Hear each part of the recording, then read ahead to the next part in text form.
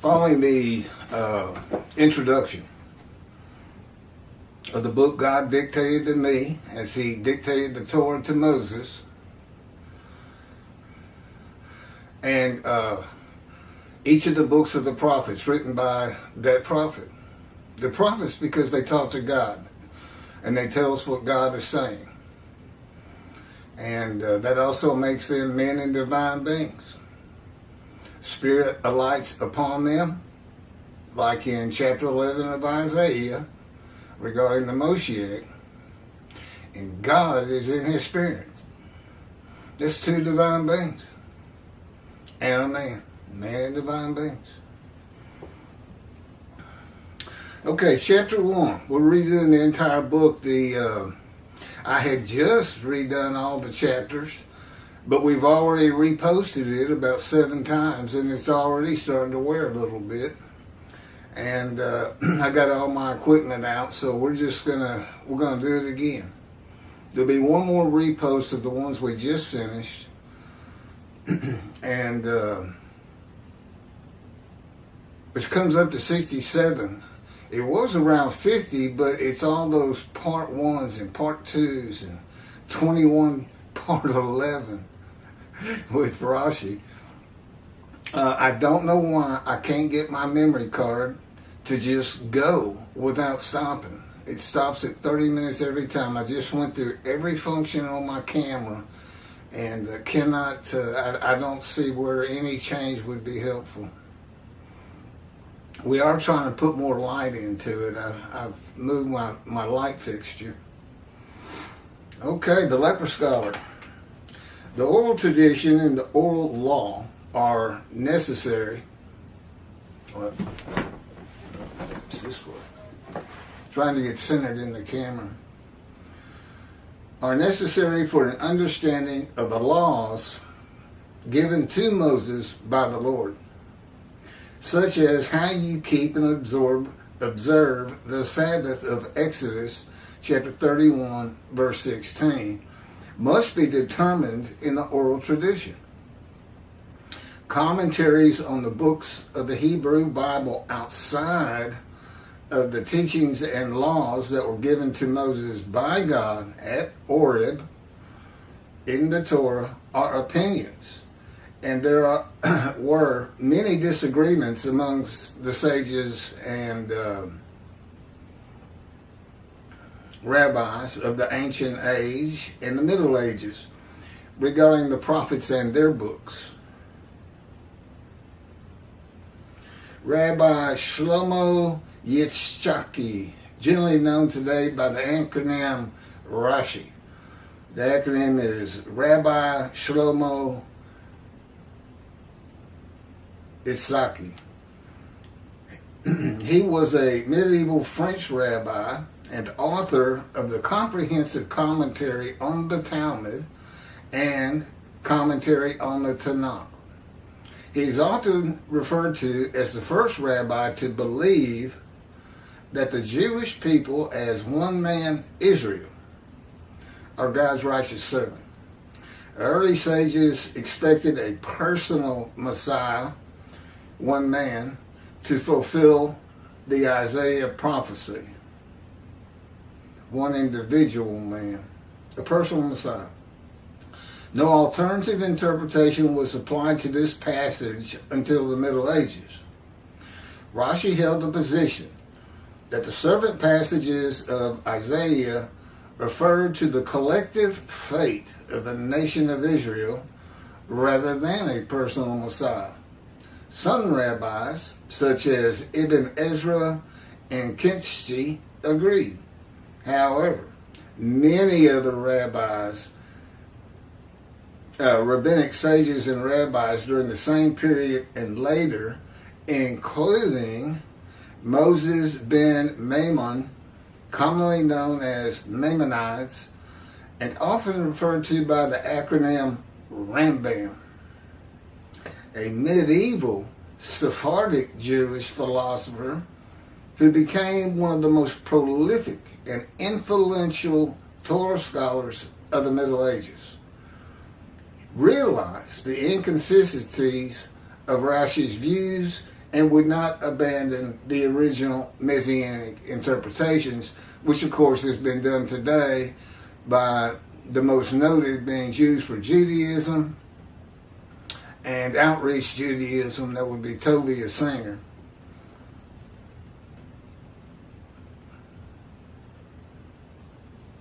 Tovia's got some 66,000 followers, and I don't know what Jews for Judaism has, but I suspect it's even more, but I'm not sure about that.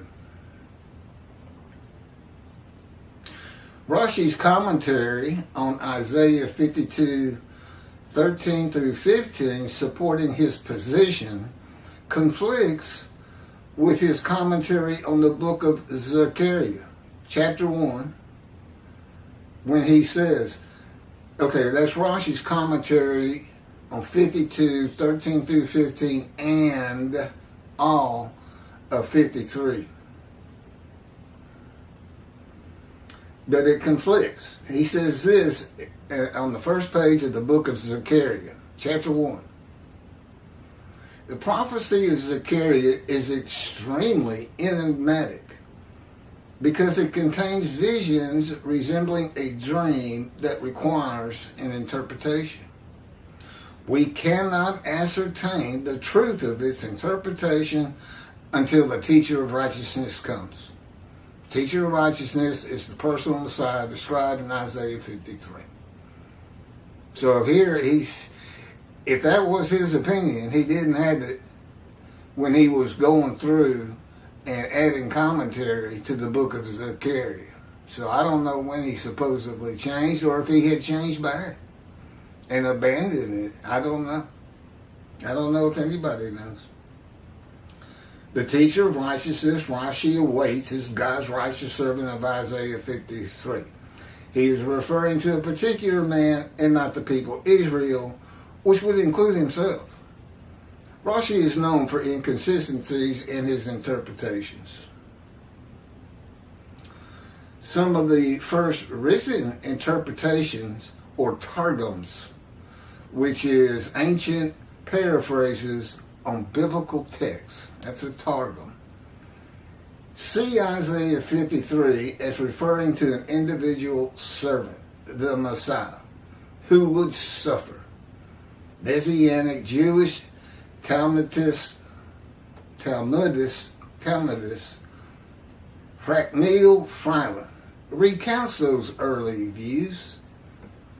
Quote, our ancient commentators with one accord noted that the context clearly speaks of God's anointed one. That would be Isaiah 11, the Messiah.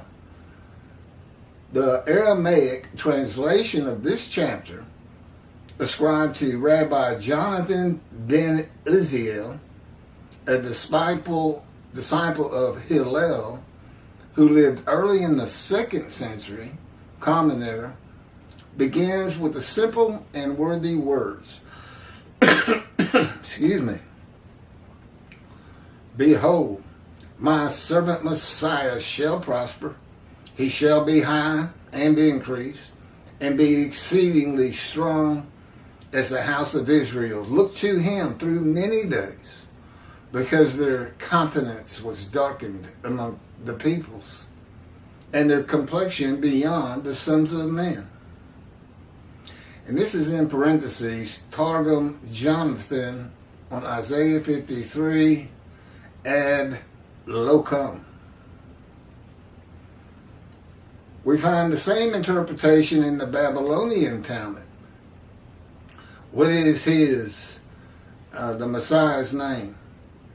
The rabbi said his name is, and this is in quotes, the leper scholar. As it is written, surely he hath borne our griefs and carried our sorrows. Yet we did esteem him a leper, smitten of God and afflicted. That's from the Sanhedrin, 98 small b. Similarly, in an explanation of Ruth, chapter 2, verse 14, in the Midrash, Rabbah, it states, he is speaking of the King Messiah, come hither. draw near to the throne, and dip thy morsel in the vinegar.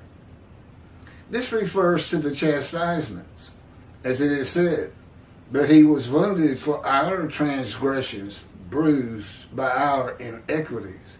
And what you can see here, they have the same problem everybody's had from day one. Nobody realizes all these words of suffering and wounds and punishment, chastisement, have to do with the fire refinement. That the personal Messiah, the righteous servant Moshiach, prophet like Moses and Elijah, has to go through to make the many righteous. Elijah makes the many righteous himself. He recounsels sons to fathers and fathers to sons in Malachi 3.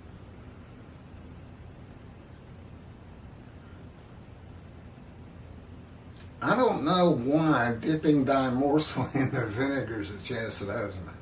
By the way, the Zohar, in its interpretation of Isaiah 53, points to the Messiah as well. There is in the Garden of Eden a palace named the Palace of the Sons of Sickness. Somebody's making something up. I feel like I'm reading Rambam. This palace the Messiah enters, and he summons every pain and every chastisement of Israel. All of these come and rest upon him.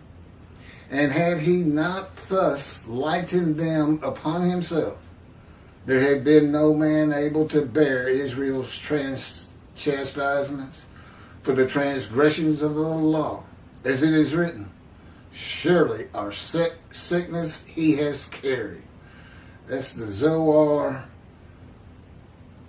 Roman 2, 212, small case A. The rabbis today who believe Isaiah 53 describes the Jewish people have been left to their own analysis in their interpretations, and there are different opinions on how the Jewish people fulfill the verses of Isaiah 53.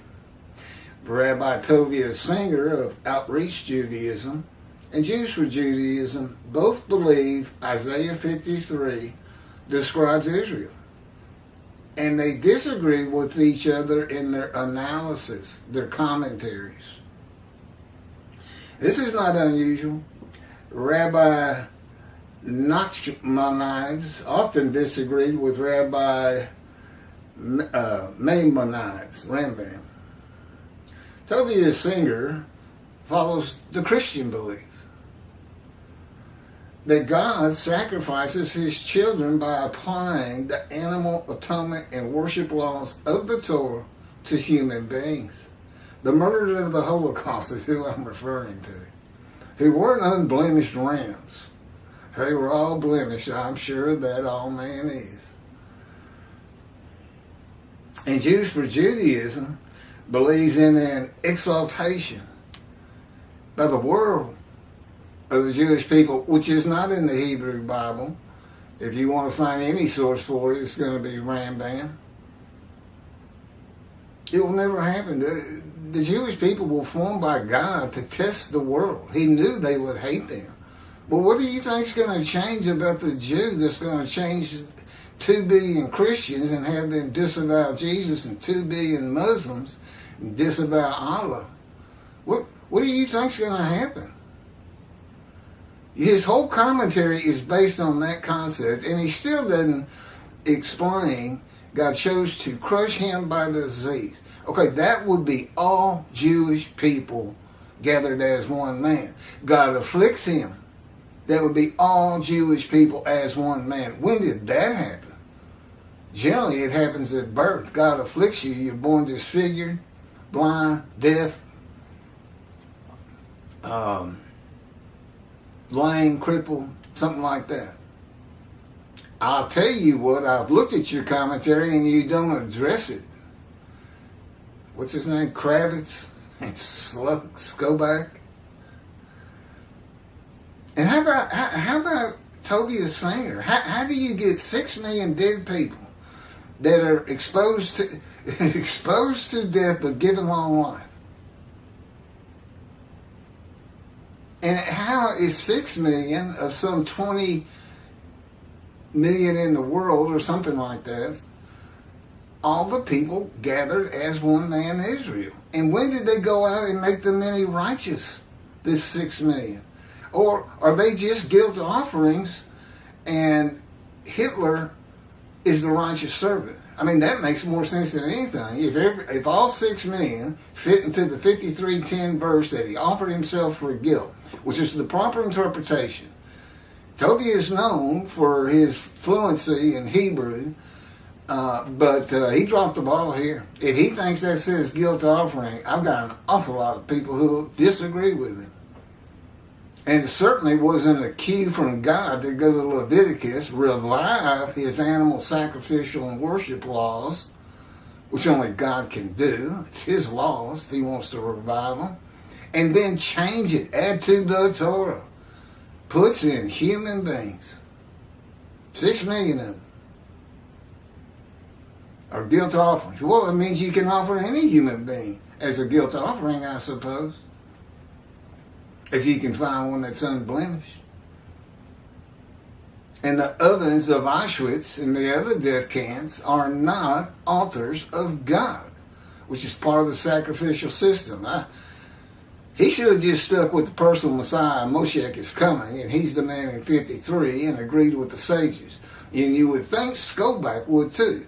I can't tell you how many times I've heard him say, or maybe it's the same video over and over. Our sages say. My answer to that is always, what do you say? That was like 2,000 years ago. In a time of illiteracy, no universities, no schools. Our sages say. I'm not saying they weren't great for their time, but you can see Rambam just making stuff up left and right and misinterpretations. I'm sure he was one of the greatest of his time, and a physician to boot. I think in Egypt. You know what he probably believed in this day of medicine and science and knowledge? Putting leeches on people and draining their blood to get a sickness out of them. Yeah, you got to be careful when you start, idolizing people from long ago. You got to consider when they lived and what they believe. Resurrection of the dead is the other. We believe in a spiritual heaven today. After a period of enlightenment in the common era that is here today through computers, and it's provided for in the Hebrew Bible, chapters 1 and 10 of Ezekiel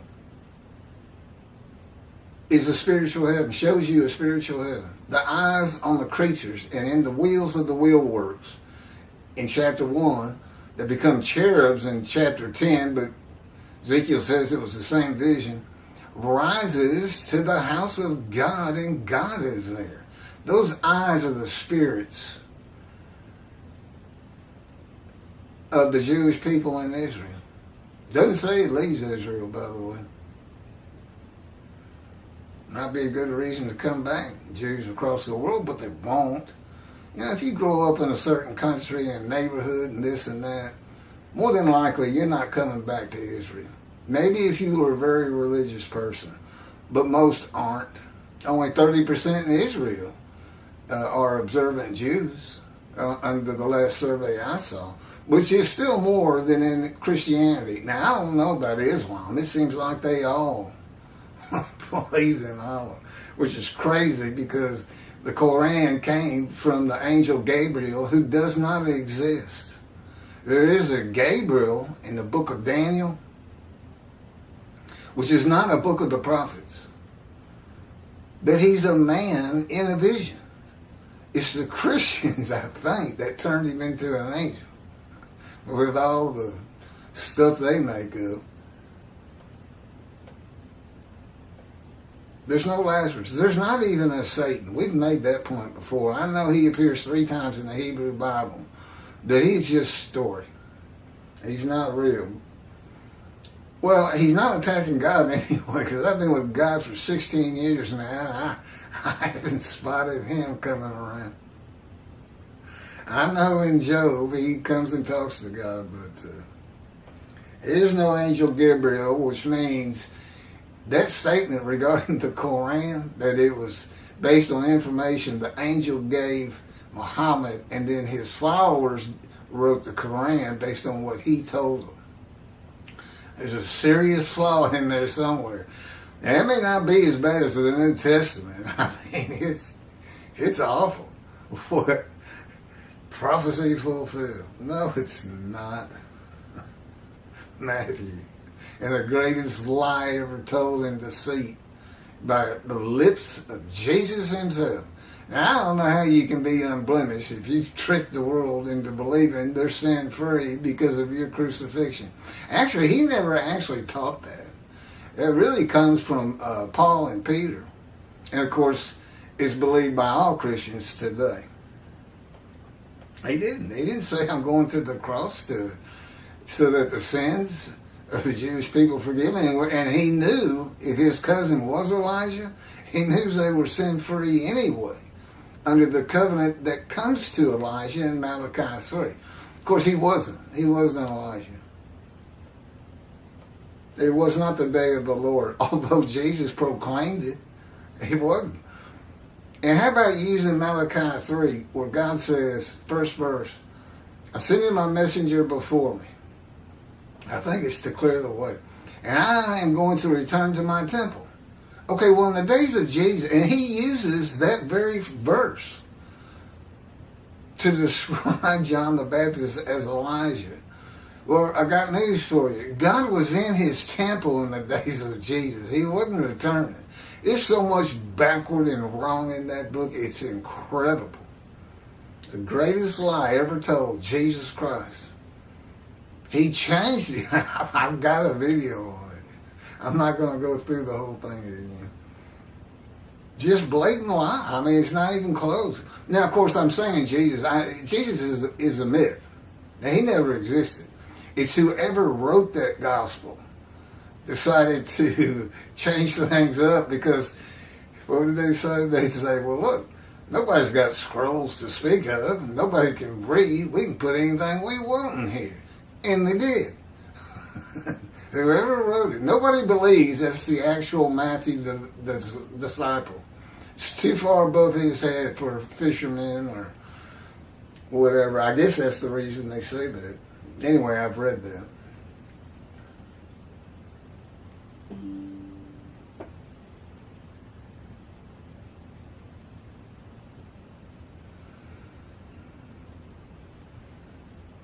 It's got a message, something on Xfinity Wi-Fi. Are we still connected? I guess it doesn't matter.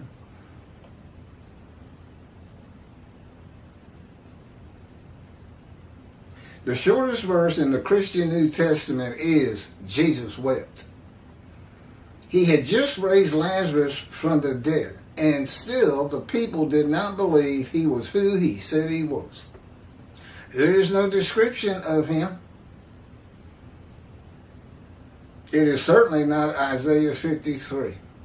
Judaism does not seem to realize how important a description of God's servant David, a shepherd, is for the building of the third temple. That's me. I'm the man described. He came to me at birth, orchestrated my life to fit these verses, full of egregious injuries, suffering, familiar with disease, crushed with disease, but given long life. 22 years ago, I was told I had stage 4 lung cancer and maybe a month to live, and it was untreatable. Haven't seen a doctor since. 22 years. He crushed me. He told me. He said, I crushed you with it, and then I took it away. He removed it. I said, thank you. Okay, and as I've explained to you, we got 4 righteous servants to come. We've only got a description of one righteous servant, which of course is me. I handle the duties of all 4. I've already handled the prophet like Moses. God dictated this book and another book, my life, to me as he dictated toward to Moses, which is the unique aspect of Moses. That in the Exodus, but we don't have any reason for that. That's who you look for. You don't look for a leader like Joshua and say, well, he's the prophet like Moses. No. God didn't dictate a book to him, best we know. That it is the book of Joshua. So if you go with the leading character, he did. And God's not going to answer it. Maybe, maybe not. But in any event, he's not the man of Isaiah 53 either. There's nothing in his life that would compare to what I've been put through. The prophet. Now remember, Elijah's supposed to clear the way. He's the messenger in Malachi 3. If Elijah is not recognized, right here, it's my knowledge of heaven you look for. The only man specifically taken to heaven in the Hebrew Bible, and he returns. What do you think that's about? A proof. Ask me something about heaven. God taught me everything I need to know. And for the most part, it's all in this book. How the angel of God's presence was created. How Adam was created. Nuts and bolts. If Elijah is not recognized, his purpose in clearing the way for the Lord's return to his temple will not prosper. And God will bring utter destruction to the land, Israel. God considers himself his creation. Now that's in Malachi 3, his last words. Why there isn't a clamoring to have a temple built in 1948 to today, I don't know. Except your rabbis apparently don't teach it. Utter destruction to the land if there's no temple. And for 70 years there's been no temple. He could have come back in any one of those years. He is back. But he knew the temple wouldn't be built. Because he says so in the covenant of friendship. I will place my temple amongst you. Which, by the way, the covenant of friendship completely refutes the Messianic era. And there's nothing taken into account that when Moshiach is here, that is me, all rabbis have been reckoned with and dismissed before God. And I am the only teacher he recognizes. What do I teach? This book. No rabbi would be in the Messianic era. And they're not going to be in the Jewish heaven because they're not going to be in the scroll of remembrance unless they start teaching this book, particularly Tovia Singer and Jews for Judaism. Because they got so many followers. They got so many people. You can't even begin to say it's not Israel without getting slapped down by anybody who's familiar with 53. They'll have a fit. The prophet like Moses will write the words of God as Moses wrote the first 5 books of the Bible, the Torah, at the command and direction of God. Orthodox Jews commonly believe that, quote, Torah from heaven is the central tenet of the Jewish religion. This is divinely received by Moses because God gave it to him. In Orthodox circles, it is understood to mean that God dictated the entire text of the first 5 books of the Bible, with the possible exception of the last 8 verses of Deuteronomy. Is that where Moses died? Anyway, to Moses, and then wrote it down. If he is not recognized, and again, that's me, I'm his representation, the prophet like Moses. He speaks to me, I speak to the Jewish people, those that want to listen. If he is not recognized, no one will know that what he writes is Scripture, the written word of God. He wants Judaism out of antiquity and into the modern times. Knowledge. Believe in a spiritual heaven. Well, Rambam's 13 principles of Judaism, the 13th one, is a belief in a resurrection. Well, take it out. Change it. Or delete it. And say, from now, I don't know, do it any way you want to do it. But you should get the resurrection out of it, just like the Christians should tear off the Old Testament and pretend they never attached it to their book. Because that's primarily why God's wrath is upon them today, from Isaiah 51. And mind